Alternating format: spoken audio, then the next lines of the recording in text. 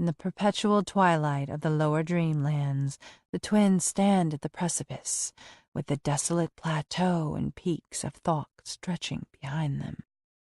Far below the precipice, lost in shadows, stretches the bone-littered vales of Pnath. They have imagined, these two from above, that if they shut their eyes and listen very carefully, they can hear the rattle and rumble of gigantic bulls plowing through those jackstraw heaps. No one has ever set eyes on those creatures and lived to tell the tale.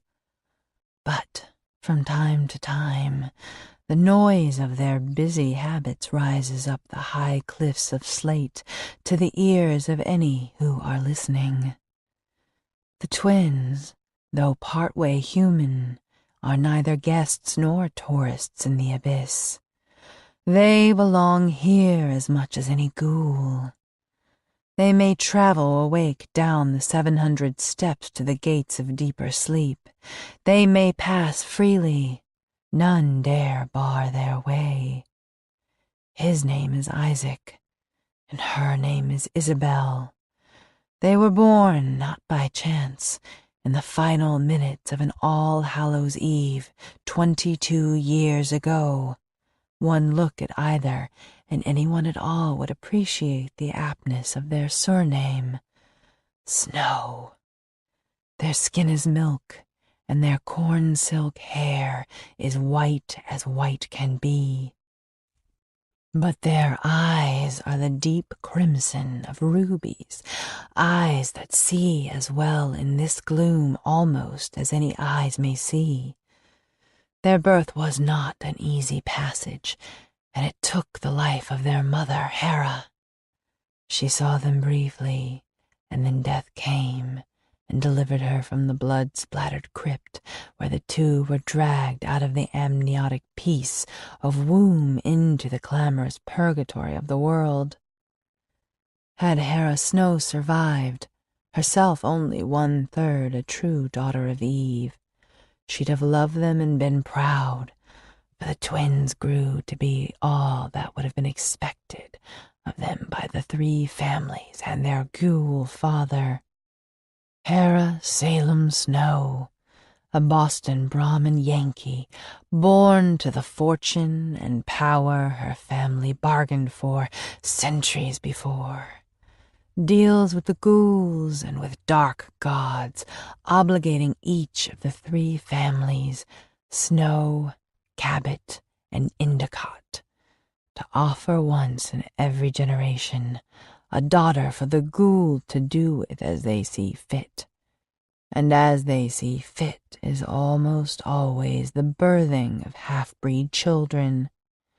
Hera herself the child of such a pairing, and was also such an offering when the moon decided it was her time to bleed. She was neither fair of skin nor hair, but she shared the twins' red eyes, and she shared their hungers. However, she could only ever have aspired to the ferocity of their terrible appetites and desires, for the son and daughter have excelled in the expectations of their father. Long before they were finally shown the way down through the secret tunnels beneath Mount Auburn, they'd stalked and killed. They'd taught themselves the arts and sciences of torture, how to prolong the suffering of their victims as long as possible before the mercy of a killing stroke. It began with kittens, puppies, songbirds, a hutch of rabbits, before their 5th birthday. As teenagers, they moved along to adult dogs and cats, a horse from the Snow stables, before, finally, they graduated to the cook. When they were done with her, they, appropriately, butchered the corpse and stewed the finest bits.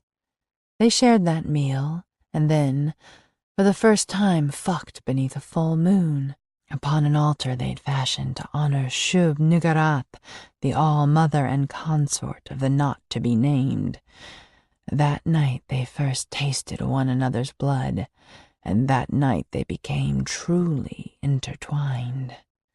They were wedded beneath and by the darkness between the stars, the void that watched on as they consecrated unholy, unspoken vows.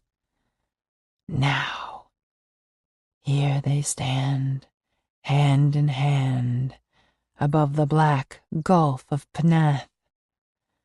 They have brought with them in a burlap sack the dry skeleton of their mother. They drop the bones one by one over the cliff, saving her skull for last. Isaac kisses its forehead. Isabel does the same. And then she releases Hera to her final resting place among the ghouls. The twins drew lots to see which of them would be afforded that honor and responsibility. Isaac did a poor job of hiding his bitterness at losing the role of a single soapstone die.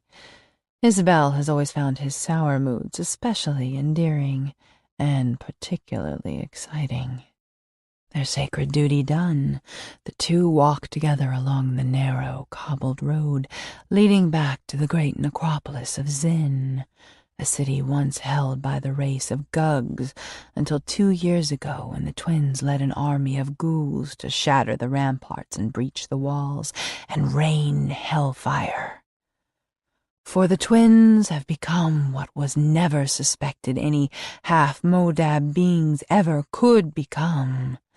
Together, by bold and secret sorceries, they unseated the King of Bones, the Queen of Rags, Kuki de Tashiva and Kaki Ash Sara, respectively, and took for themselves the throne of Thok. They put to death any who dared oppose them or question their right to rule, all traitors and rabble-rousers. These public executions were accomplished by such cruel and unsightly means that very few were necessary to quiet the dissidents. And they made the kingdom anew. No longer did the ghouls cower and mold and offal, gnawing gristle and marrow from withered, pilfered corpses. Isaac and Isabel raised them up and made a proper army. The Gugs were enslaved, and the night gaunts as well. Within the lower dreamlands, every foul thing that slithers, flies, hops, or goes about on 2 legs fell under their domain. The forever twilight became a new twilight. Rarely now do the twins bother climbing the 700 steps back to the gate of deeper slumber and the cavern of flame beyond, leading up and up and up to those catacombs beneath Mount Auburn, never except when returning cannot be avoided. Those times come, as Isabel and Isaac are still the rightful matriarch and patriarch of the Snow clan. Too, there are other occasions when their duties force their return, as was the case with the exhumation of their mother, as was the case when the location of the basalt Madonna, Kaki Deivai Muba Daib, was discovered in a cave in the Sultanate of Oman, a hole in the Selma Plateau, long known locally as Koshilat Makandeli and to the Arabs as Majlis al-Jinn.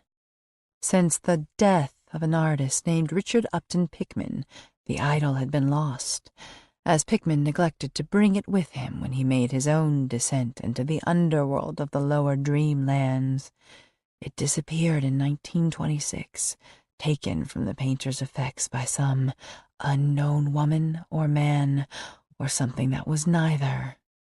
How it came to be hidden below the sun-blasted canyons near the southeastern coasts of the Arabian Peninsula, no one knows. But the answer to that mystery is hardly important. All that matters is that it is no longer lost. The twins know well enough not to question the winds of fortune, but only accept her boons when all too rarely they are handed down. The cobblestones twist and turn, coming at last to the towering gardens of fungi and more unspeakable vegetation. They've spent many wonderful private hours here, alone in one another's company. Beyond the gardens rise the fantastic archway framing the entrance to Zen, fashioned of obsidian, chrome tourmaline, and green fluorite. Isaac and Isabel cross the bridge above the moat, and she pauses a moment to observe a ring of bubbles rising from the inky waters. The trumpets of the guards of the wall announce the arrival of king and queen, and the mighty doors to the city swing open on copper hinges. Isabel points into the moat, and her brother is quick to look for himself. It wouldn't be the first time the moat has whispered a portent. This time, though, the disturbance seems to be no more than gases of decay escaping from the bottom. He looks a little disappointed, and she whispers promises of consolation. Then they pass into the royal city, and the doors draw shut again. What if the preparations are not complete? Isaac asks his sister. They've left the gatehouse fortifications behind and come to the first gloomy avenues. Per their standing orders, none have come to meet them, and at the sound of their approach, every ghoul falls to his or her knees, head bowed. Then there will be a feast in the dungeon, she says and smiles. Her smile, like his, is an unpleasant thing. Uneven yellow teeth that she had no need to file to cannibal points because she and Isaac were both born with those teeth. But don't worry, the preparations will be complete. For a reply, he only nods. Isabel is correct, more often than she is wrong. When they reach the palace, there are more trumpets ordering all within earshot to drop at once to their knees. The twins stroll hand in hand through the lightless corridors, acknowledging none of the supplicants. Are we hungry, brother? Isaac doesn't answer her straight away, so she asks again, Well, are we? He laughs and kisses her right cheek. When are we ever not? There is time before the hour, she tells him. There is, he agrees. So she calls for a meal to be prepared, and servants get to their splayed feet and rush off to the larder and busy themselves at the dining table in the great hall. So far as is recorded, the basalt Madonna first appeared sometime in the 5th century Anno Domini Nostri Iesu Christi. Well, not the lord of any of the inhabitants of the city of Zen, or, for that matter, in all the lower dreamlands, not even the upper dreamlands. In Constantinople, a monk happened across one of the ghouls, who, in those days, slunk through the alleys and abandoned buildings of so many cities. The few ghouls still inhabiting the world above were bolder than they are today, and they didn't confine themselves to graveyards and to sewers.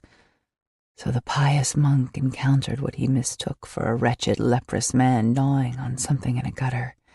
He wisely did not look too closely at what it was the ghoul gnawed, and he led the wretch back to his abbot. The abbot, being sharper of wit than the monk, was quick to realize that the man from the gutter wasn't any sort of man at all, and thus did the hounds of Cain, as they were christened, come to the attention of citizens of Christendom. As assimilation is inherent to that system, the abbot, his name and that of the monk are lost to history, and just as well. Sent his monastic agents out to evangelize to and convert these misbegotten creatures, regardless of their foul habits and appearance and dubious origins. The effort was met with somewhat less success than the abbot would have wished. For, of course, ghouls have their own gods. When humanity had yet to move beyond their Australopithecine progenitors, already did the ghouls worship their pantheon of 50, The Kaki, ages before their fateful war with the Jinn, they had come to know the hands of the 5, the 10 hands, the 50 fingers. They weren't about to cast aside their veneration of great Amylosterium, or Mother Pygilomyces, Camponotus the tireless maw, or eyeless, all-seeing claviceps, in exchange for one god who'd not even seen fit to send his martyr down to the lower dreamlands. Still, there's always a gullible element in any assemblage, and a tiny but strident number, while not abandoning the Kaki, did engage in a notable act of syncretism. They wove their own rough patchwork of holy entities from the teachings of the monks. They brought into being the Magor Rostrum, patron of the starving and toothless, Mortifian the crypt mason, Mistress Praxedes, the many-limbed, midwife to the transformed who once were only men and women, bat-winged, Pteropodian, and the maimed bride Saint Lilith, invoked for the endurance of exile and pain.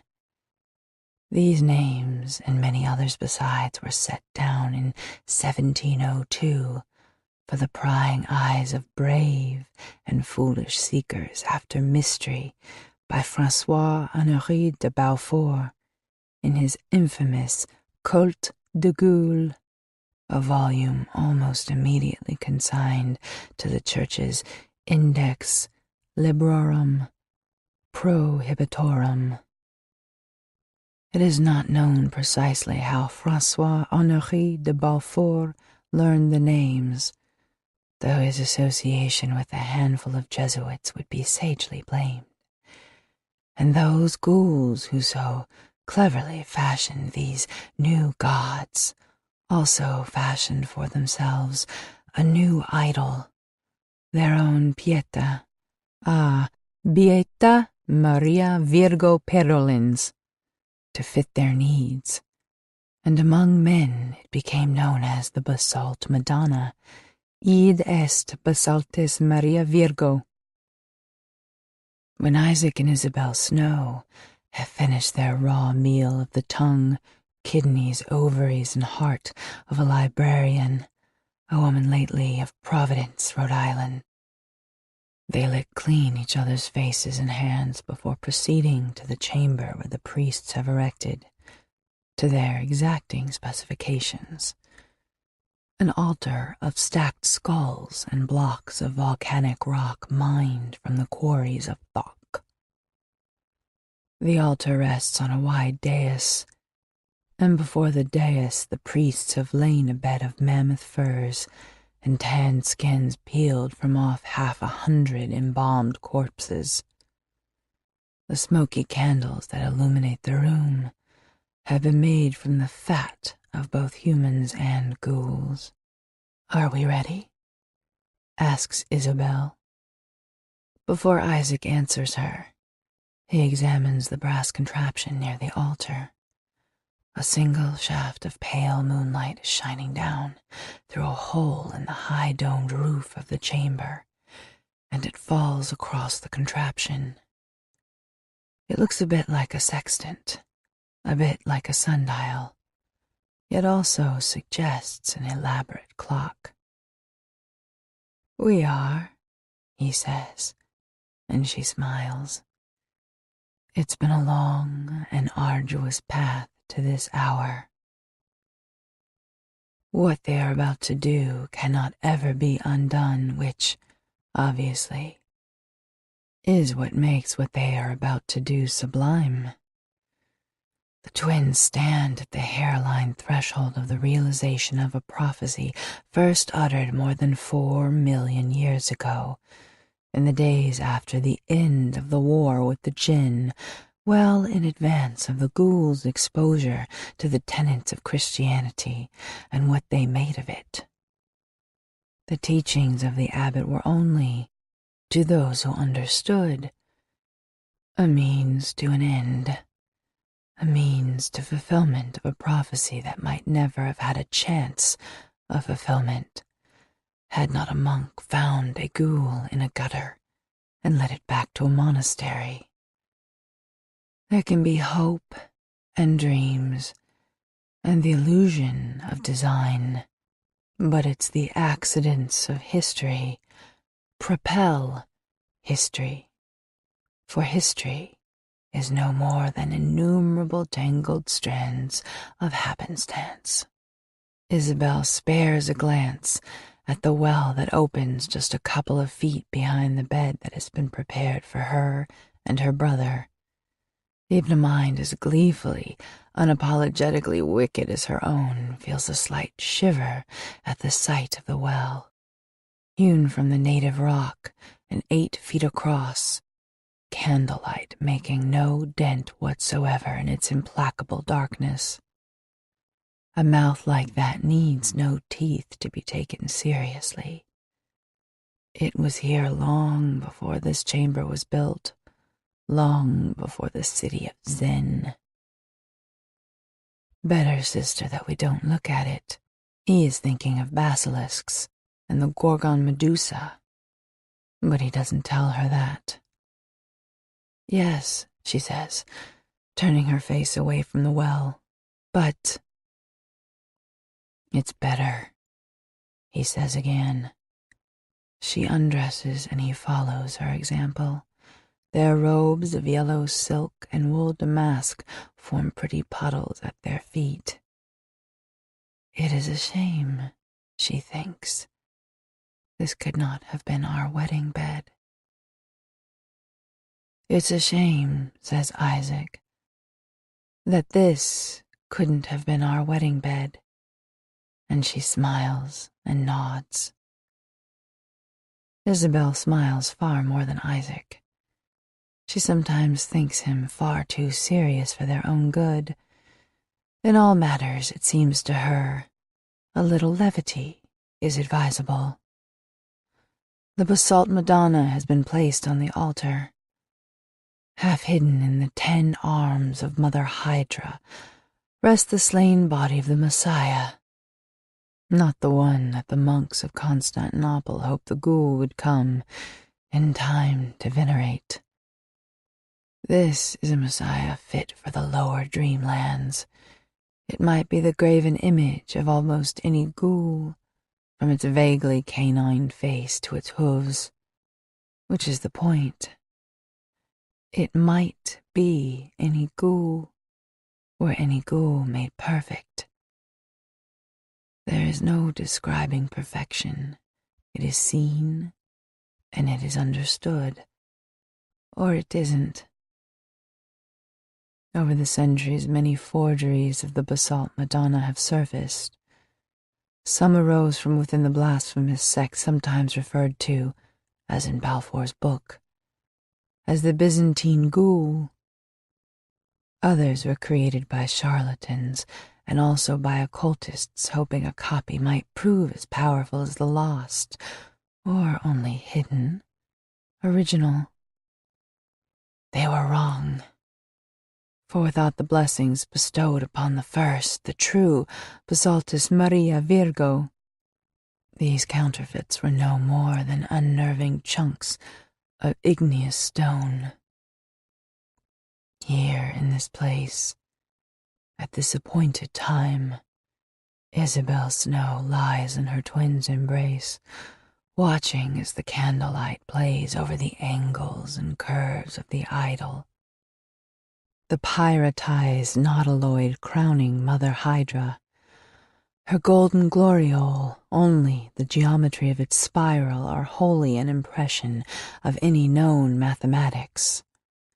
That organic manifestation of the golden curve, circular arcs connecting the opposite corners of squares in the Fibonacci tiling, 1, 1, 2, 3, 5, 8, 13, 21, and 34.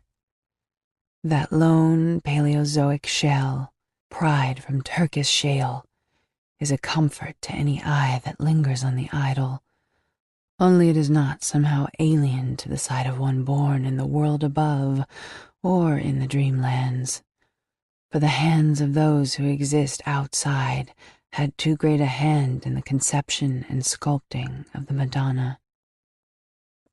In their defeat and humiliation, a hierophant of the ghoul foretold of the coming of a mighty warrior priest who would lead them in a second war against their ancient foes and fully restore them to the waking world. The father and mother of this savior would be twins born of a mongrel bitch. And now the tribulations are ending, passing with the sacrifice of Hera Snow, grandmother of God, with the birth of Isabel and Isaac Snow. In the shadow of the altar he enters her, and she wraps her legs tightly about him. A distant piping music rises from the well, and the candles burn the sickly blue of the giant phosphorescent mushrooms in the garden beyond the city walls. There are no other words passed between the twins. There never will be. Once he's come and is asleep beneath her, she gazes at the obsidian dagger waiting on the altar. It will cut her hands when she wields it, that her own blood will mingle with her brother's when she slices his throat from ear to ear. She'll be alone when their child is born, but Isaac always understood that he'd never live to see the exodus from Zen and the deliverance of his people and the age of the Second Kingdom. "I love you," she whispers, and the daughter who will grow within her to be born before another year is out. Soon she will cast his bones upon the vales of Nath to join their mothers. "You'll not ever be forgotten, Isaac," she whispers. Somewhere in the twilight that hangs always above the city, there's the rumble of thunder and the sound of vast wings bruising the air. She kisses him, then rises to take up the knife.